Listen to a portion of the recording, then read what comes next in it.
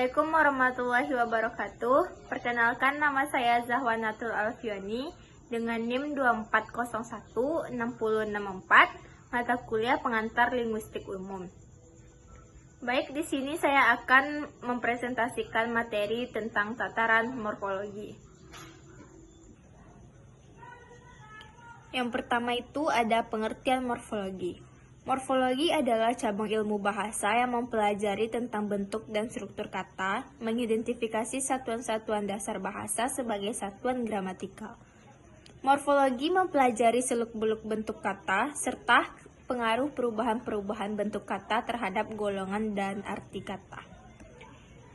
Morfologi mengkaji bagaimana kata dibentuk, diuraikan, dan dihubungkan dengan arti. Bidang linguistik yang mempelajari morfem dan kombinasi-kombinasi lainnya, bagian dari struktur bahasa yang mencakup kata dan bagian-bagian kata, yaitu morfem.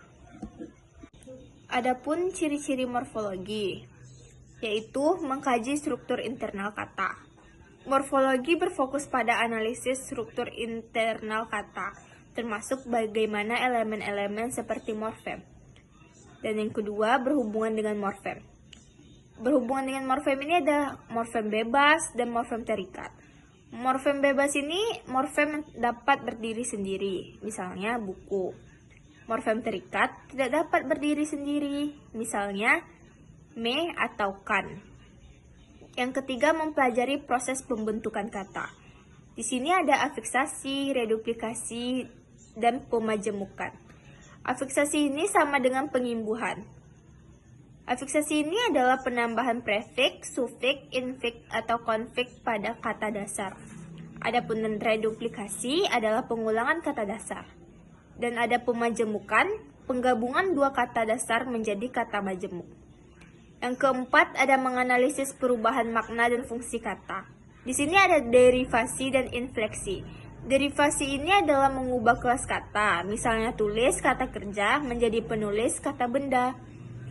Yang kedua, infleksi, mengubah bentuk kata tanpa mengubah kelas katanya, misalnya makan menjadi dimakan.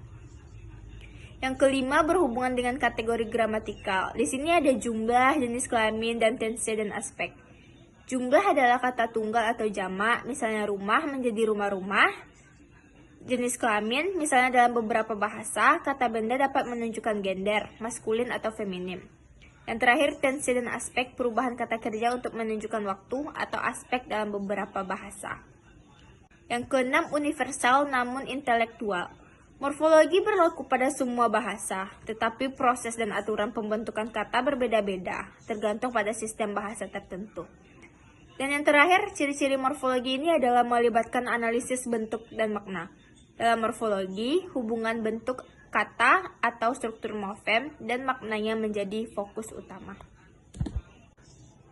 Nah, selanjutnya proses morfologi.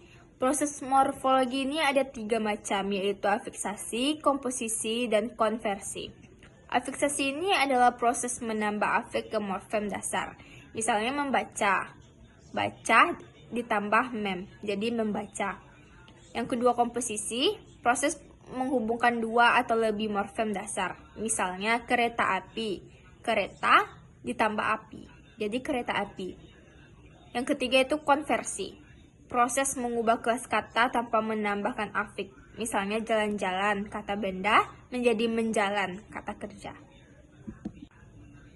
Pembagian morfologi juga ada 3. Yang pertama, leksikal. Leksikal adalah morfologi yang berfokus pada makna dan hubungan antar kata. Yang kedua, fonologis. Morfologi yang menganalisis hubungan antara bentuk kata dan bunyi. Yang ketiga, sintaksis.